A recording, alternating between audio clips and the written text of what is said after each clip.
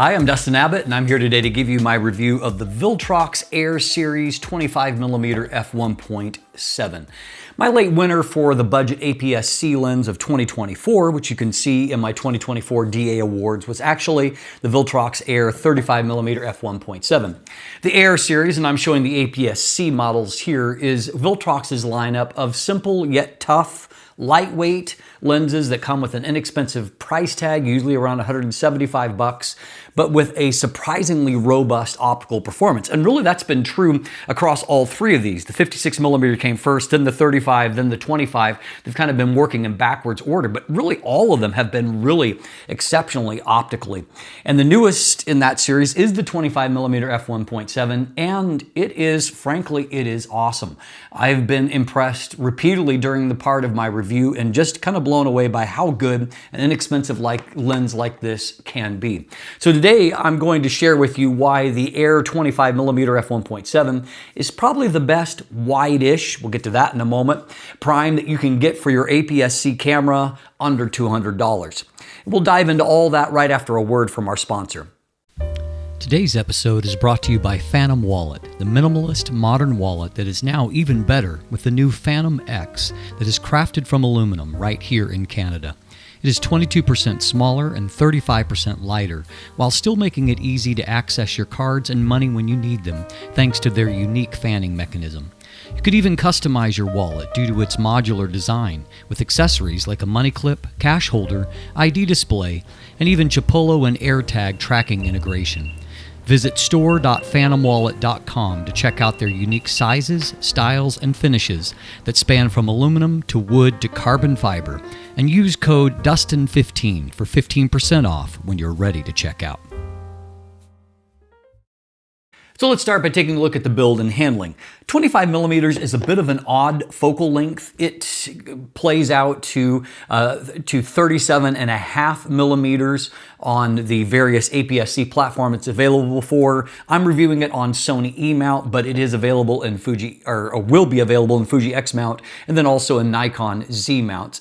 And so, you know, it doesn't correspond kind of perfectly to the 35mm focal length. That's what 23mm, the role that 23mm typically plays on APS-C. I kind of wonder, after the release of the 56mm f1.7, they already had an existing 56mm f1.4.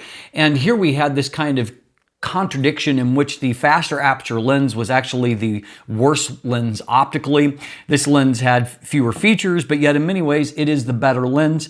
And I wonder, after that confusion, market confusion that would create for those that maybe are a little less informed than what you might be, someone who obviously watches reviews, that maybe it made more sense for them then, rather than having a 23, 33, and 56mm kind of typical lineup, they've instead altered the formula on these two lenses a little bit to where we get 25mm and 35mm, maybe thinking that that makes a little bit more sense for the market to understand. Either way, it doesn't correspond perfectly to 35mm, but frankly, it's kind of in a pretty decent spot. I actually found the focal length to be a lot of fun to use out in the real world. Like all of these Air Series lenses, which are pretty much identical other than the change up from the initial hood to what we see now on the 25 and 35mm lenses.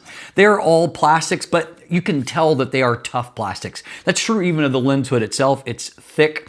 It doesn't flex. It's obviously well made. These lenses, although they're lightweight, they do feel really tough. You can squeeze anywhere, and it just feels like it's a very rigid construction. The series in general kind of reminds me of Samyang's Tiny series, but the actual plastics that are used here feel much, much tougher and more durable. I could always squeeze, say, like I love the 45mm f1.8. I still have it years and years after its introduction. However, you can squeeze on that thing and it'll flex all over the place. It feels kind of cheap. These lenses really don't. All around, they are built around a metal lens mount as well, and so they're tough and they're durable. Now, f1.7, kind of like the focal length, f1.7 is a little bit of an odd maximum aperture. You don't often see f1.7 lenses, but essentially where it falls is that it is 1/2 stop slower than f1.4. The full stops are f1.4 and f2. So halfway in between that is actually f1.7. The more typical kind of maximum aperture you would see for a lens like this would be f1.8. f1.8 is 2/3 of a stop slower than f1.4. This is 1/2 stop, so it's not a big difference, but it is going to be brighter, and frankly, that is one of the advantages that a lens like this has relative to some of the competition who will have an f1.8 aperture, is you're going to get just a little bit faster shutter speeds, just a little bit more blurred out backgrounds. It works. And so obviously it's been the formula that they've stuck with through this. You can see that particularly if you eliminate the actual lens hoods here, these lenses are really very, very similar in their overall size. They all have essentially the same exterior dimensions, which is 64 millimeters in diameter, and then they're 54.4 or 50.3 or 54.5, all within a fraction of a millimeter of each other. And so that is 2.6 inches in diameter by 2.15 inches in length. The weight here is 170 grams, or that's 6 ounces, which makes it pretty much identical to the 35 millimeter and just like a gram lighter than what the 56 millimeter is. Of course, optical elements would be a little bit larger in the 56 millimeter lens. All of these share a 52 millimeter front filter thread, making them kind of triplets in terms of their appearance. But I love the filter sharing because it means you can buy one set of filters and use it across all 3 lenses. It does come with a little pouch for storage. And again, it's not a huge amount of protection value, but to be fair, I mean, this is a very, very inexpensive budget lens. And so to get any kind of pouch is kind of a welcome addition. The barrel itself, like all of these lenses, has no feature. No aperture ring. That's going to be a big loss, particularly for Fuji shooters.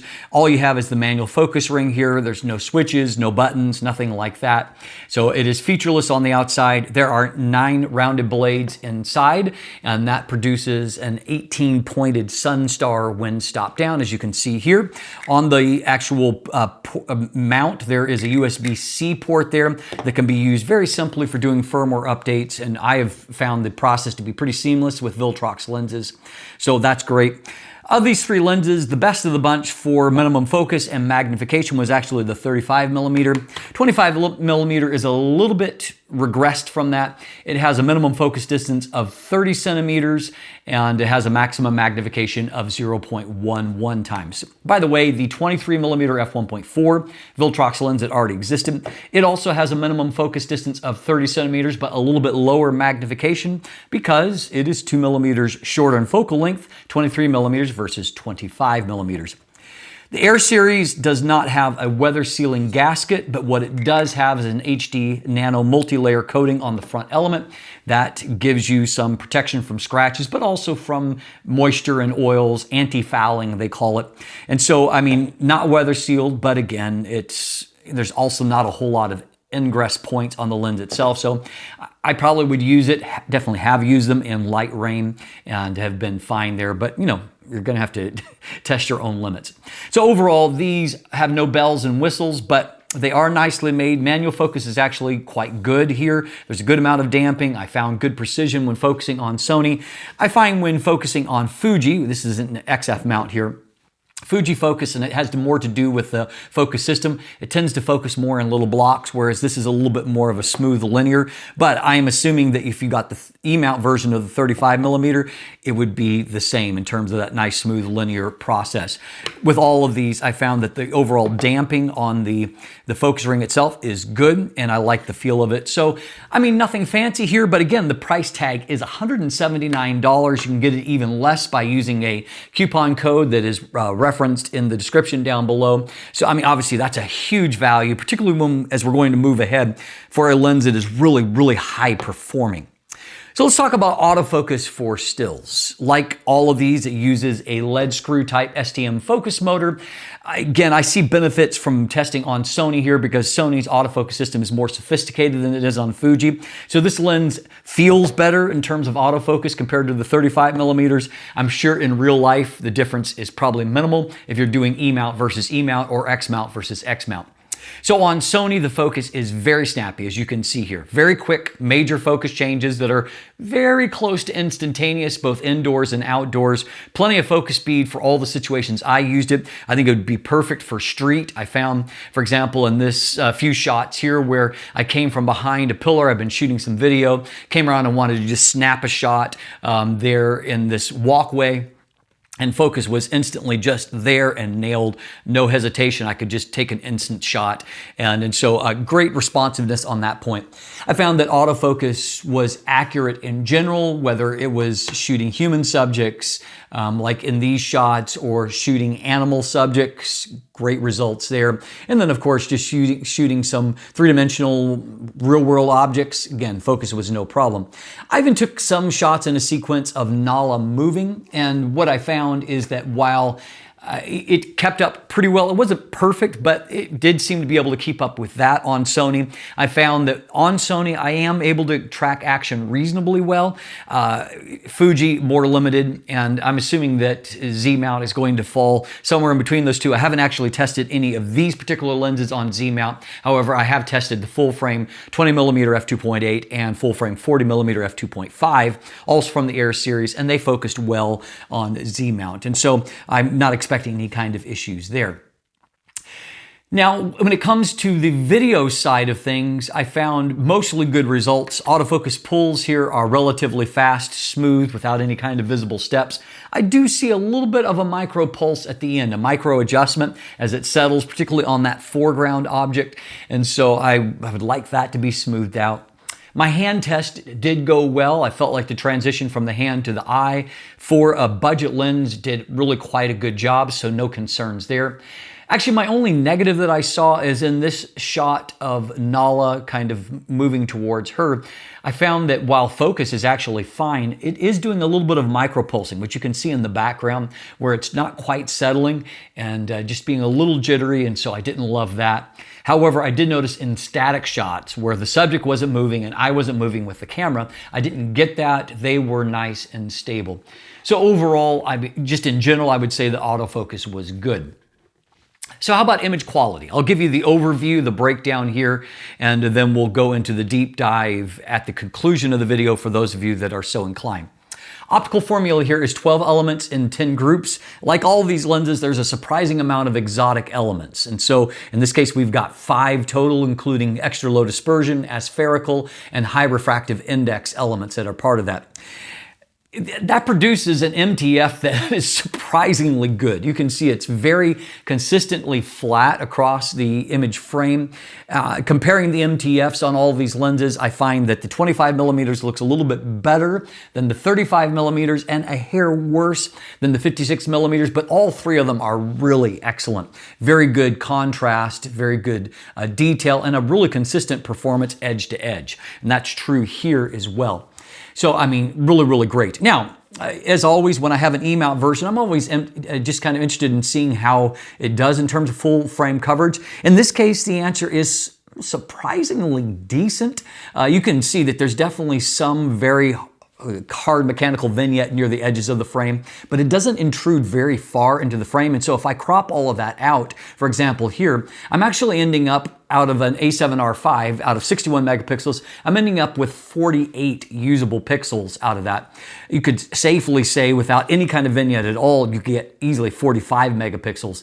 And so you're really not using a ton of image space. In fact, in this shot, I shot full frame, and because the edges are already kind of darkened, you can kind of get away with it without any kind of crop. And if I crop it in just a little bit to about 49 megapixels, you can see that it is fine. What's more, I found that if I looked in my crop, even in those far corners, not only are they not covered by vignette, it's actually being resolved fairly well. And so definitely usable for those of you that might want to play with this lens for a few other applications. And obviously, because you're eliminating those corners for video work, if you're shooting even if you're shooting full frame or a minor crop, like a 1.2 times crop or whatever, you're actually going to be able to get pretty much full frame coverage or APS-H type coverage out of the lens pretty easily. So anyway, for your consideration. I found that the vignette was low here. There is a little bit amount of barrel distortion, but I only needed a +4 to correct. And you can see in this shot with a lot of straight lines and zero correction, it looks fine. And so I was pretty impressed by that. There's a moderately heavy amount of vignette. It's a +65 to correct, so a little over 2 stops, nothing severe. I found very, very little fringing in my test. That's something that really, I feel like they've done just so well, that there is such good correction of aberrations on all of these lenses. And so very little fringing to see in real world or in my charts. Also very little chromatic aberrations near the edge of the frame. As I begin to look at resolution, and so I am looking at Sony at 26 megapixels, that's the resolution point here, and looking at a 200% magnification in these crops, you can see that there's really consistent performance, center, mid-frame, and right off into the far corners. Furthermore, I found that unlike the recent TT Artisan 23mm F1.8 that I reviewed, there's very good centering in this Viltrox lens. Both sides look great, very consistent. All 4 corners, in fact, look consistently good. Now, we saw on the MTF chart that there's not a lot of a room for improvement as you stop the lens down. What I did find is that I get a very slight contrast boost when I'm stopping the lens down, so a little bit better at f2 than it was at f1.7, a little bit better at f2.8, and then 4 and 5.6 being about the same, f8 all being about the same. You're getting very good consistent sharpness for landscapes. So for example, in this shot on a very cold day while ice was forming along the river, you can see that in the middle crop it looks good, but then all the way up into the upper right corner, lots of fine details to be resolved in all those bare trees, and it resolved really, really well. So it's a great, very sharp little lens. Diffraction will start at f11 and become more pronounced at f16. Obviously, if you're shooting at higher resolution points like Fuji's 40 megapixel, you'll see stronger diffraction at both f11 and f16 than what we see here on Sony. Since Viltrox changed their optical glass, they changed it for all of their lenses, including these inexpensive Air Series lenses. And so I find that they now produce really, really nice color. And so I shot in an art museum. I felt like the gallery. I got really good shots in there, just in general purpose shooting. I got really nice colors. Even this moody shot of Parliament on a crazy cold day, and you can see it in the shot, but even the colors themselves, they look just kind of cool. I like the look of the image. I like what I'm able to produce. Furthermore, obviously with a 25mm lens with a maximum aperture of f1.7 on APS-C, you're not going to get crazy shallow depth of field. And so you're not going to get a strongly diffused or defocused background. But I do find that the bokeh quality is actually quite good. You can see here with specular highlights that while there is some deformation at f1.7, if you stop down even to f2.5, you got nice circular, nice round bokeh balls all across the frame. And I also find that in just other shots where the background is just blurred out, it doesn't look jittery. Again, it's not always strongly blurred out, but the actual quality of the blur looks quite good. I also find that the micro contrast is really amazing for such a budget lens. Furthermore, I saw good results in resisting flare with little issues with flare artifacts or loss of contrast. And even when shooting the night sky, I saw coma was not non-existent, but low enough that you really wouldn't notice it. So overall, a really strong optical performance. So my conclusion is this. I think that the Air series is really hitting a sweet spot for a lot of buyers. They're competent, they're lightweight, and at such a low price point, makes them really useful. They're the kind of lenses that you are happy to reach for because you can put it into your bag without adding a lot of weight or taking up a lot of space. And if you actually use them, you're getting results that feel like they're from a lens that is several degrees higher in price. The price to performance ratio is fantastic with the Air series. I would say it would be really hard for me personally to consider a lens like the TT Artisan AF 23mm f1.8. I actually like the lens. That lens, it has a lot of character, but this lens is just so much better on so many levels that it would be hard for me to buy that. And certainly it'd be really hard for me to justify on the Fuji space spending basically 2.5 times as much for the Fuji 23mm f2. Yes, that lens does have an aperture ring and it had weather sealing, but this lens is actually better optically. It's got a faster autofocus motor. It's got a faster maximum aperture, and it costs so little. And so that's going to be a really compelling option there. It's a great addition to the Air series. The 25, 35, and 56mm lenses are all great, and I hope Viltrox has got more up its sleeve in this series. A nice wide angle would be really great. Maybe a longer lens, something around 90 or 100 millimeters with, even if they slow the aperture to f2.8, it'd be pretty cool. So anyway, I'm looking forward to what they have to offer in the future. You want more information? You can check out my text review that is in the description down below. There's buying links there, also links to an image gallery if you want to see more photos. And now if you want a deep dive into the optical performance, stay tuned. Let's jump into it together. All right, let's start by taking a quick revisit of the full frame coverage here. So on the left side, I have what would be the typical APS-C crop. And so you can see on the right side, there's a lot of extra image that is there if you shoot on the full frame. You can also see, however, there is what we call this hard or a mechanical vignette, where you can see that there is part of the image circle, image frame, that is just fully obscured. And so nothing can be recovered in that corner. I mean, there's just no light that's reached the sensor. However, if I crop most of that off, you can see there's a little bit of darkening here, but I could correct that through standard vignette correction. And furthermore, we can see that if you're looking in here, while the resolution isn't perfect in this area, it is still resolving that part of the image, and so it doesn't look too bad at all. Likewise, in this shot, where I've actually cropped in a similar kind of way, you can see that this corner looks plenty bright, no issue there. Furthermore, we can see if we zoom into here that while maybe this isn't fully resolved here, I mean, it's still decent. You can see just a little ways in that we actually have really good resolution. And in the image itself, if we kind of pan through it, you can see that the resolution actually looks really fantastic up there. So, I mean, right off here to the edge of the frame, it's dropping off a little bit right near the edge of the frame. But frankly, that's still better than a lot of competing lenses in the corners, even though we're going much further out into the corner. Like this area right here seems to be resolved quite nicely. So anyway, it's definitely worth considering if you shoot it on a full frame camera. There is at least some potential there if you're in a situation where you need wider framing and you don't mind doing a little work in post to crop some of it out. Now, in terms of vignette and distortion, you can see here that there is a mild amount of barrel distortion, not strong at all. You can see it bulges a little bit, but the lines are still relatively straight. And because it's linear, you can see it corrected very easily. This is a +5 here on the right. Vignette is heavier there in the corners, but again, it's pretty easily correctable. A +65 corrects all of that. So a little over 2 stops, nothing too bad. This shot right here has had 0 correction, so there's obviously a lot of geometry in this, a lot of lines, and I'm sure that if you looked very carefully, you might find some evidence of barrel distortion, but as I'm sitting here looking at it, I don't really see it, and so overall it goes to show you that this is a lens that can be used for those straight lines without a lot of concern or need for correction.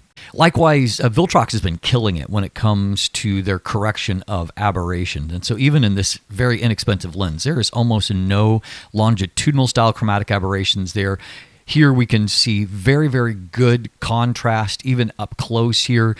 And as we look towards the defocused area, I mean, there's tiny bits of chromatic aberration, a little bit of green fringing in some of the zone, but again, not enough to really negatively impact the image. And so again, great job there. Lateral style chromatic aberrations, yes, you can see there is a little tiny bit here.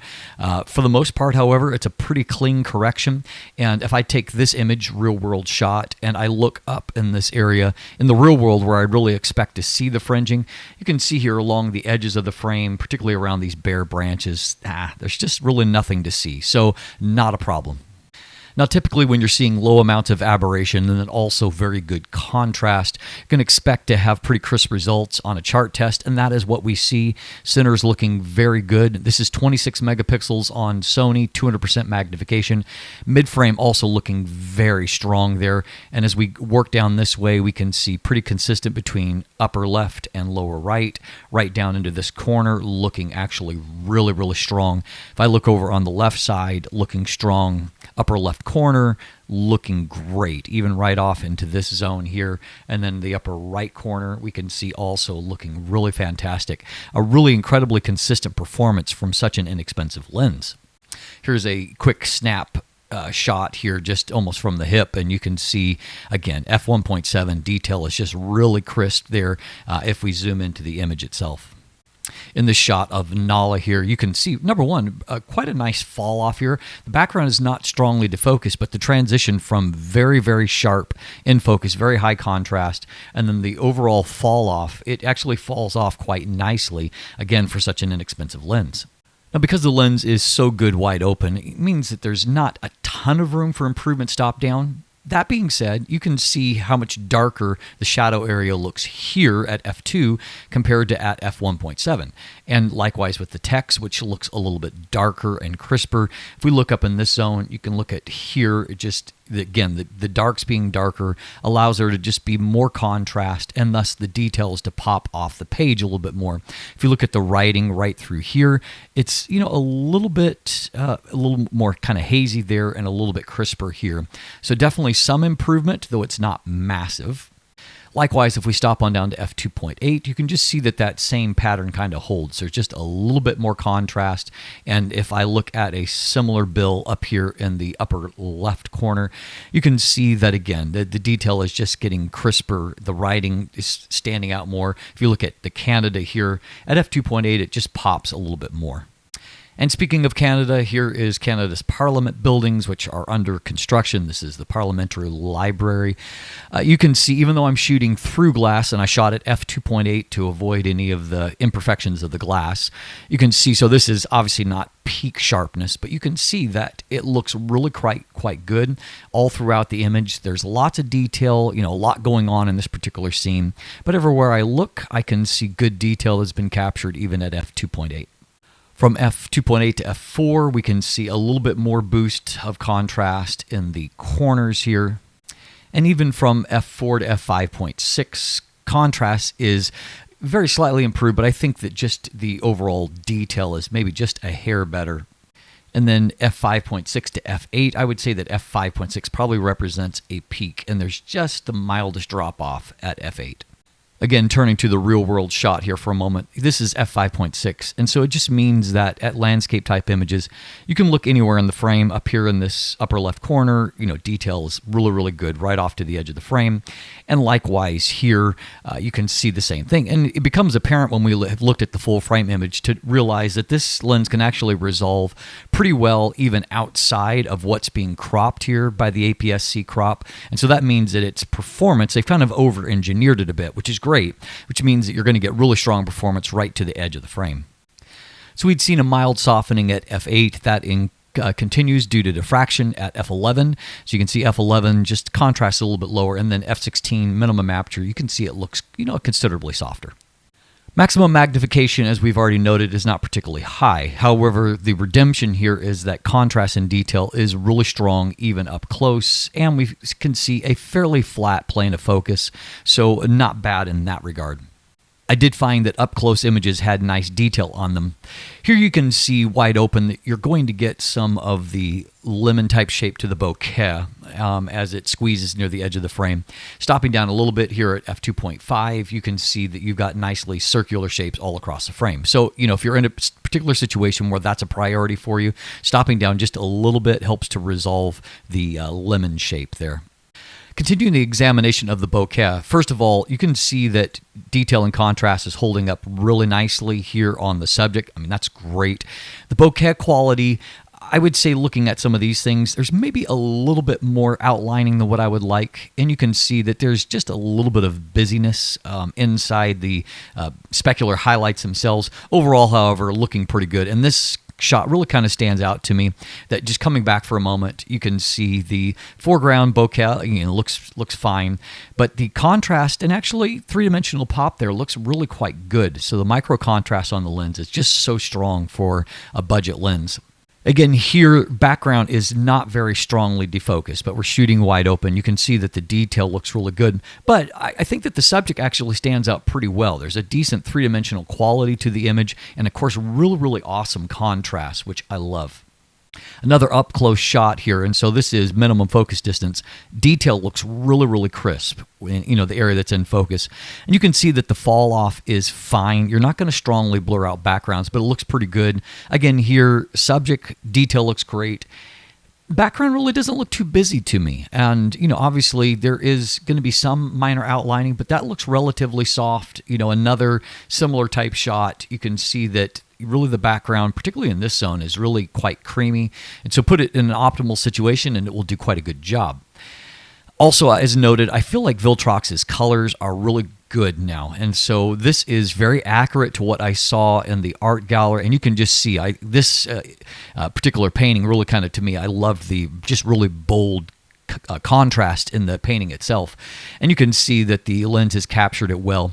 Likewise, in this shot, you can get a sense of the really rich colors. And then I was intentionally focusing at the end of the hull. And you can see that while the foreground at f1.7 isn't like strongly defocused, you can see that the detail there in the plane of focus is really great.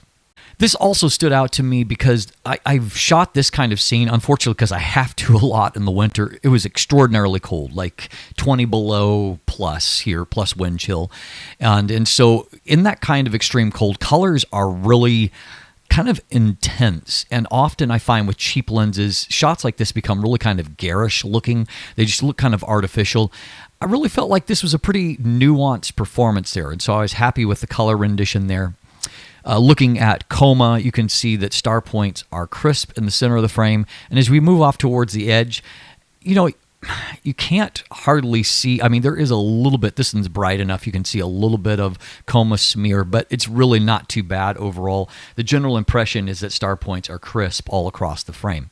Flare resistance will be our final thing we'll look at. And so here, wide open, we've already seen like the pan. At certain zones, you'll see a little bit more of the ghosting artifacts, but it's mild enough that in stills image, even shooting right into a very bright, very intense sun, you can see that there's just minimal effects there.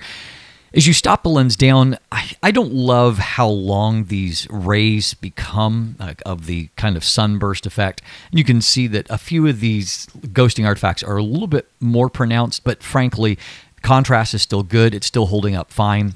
Very intense sun coming through the window. I don't see any kind of negative impact. And finally, this image, there's a little bit of a warm glow to it. Frankly, I like that. And so here the sun would be kind of just out of frame. But I did want to give you a look at that. You can see the contrast is still held up fine. Detail looks great. Just a little bit of an overall warm glow to the image, which I think most people will find, flattering. So I think you can conclude after that section that this lens has got a lot of bang for the buck. It's a really strong little lens optically, and I hope that that optical deep dive has helped you to determine whether or not it's a lens that you're interested in adding to your own kit. As always, thanks for watching. Have a great day, and let the light in.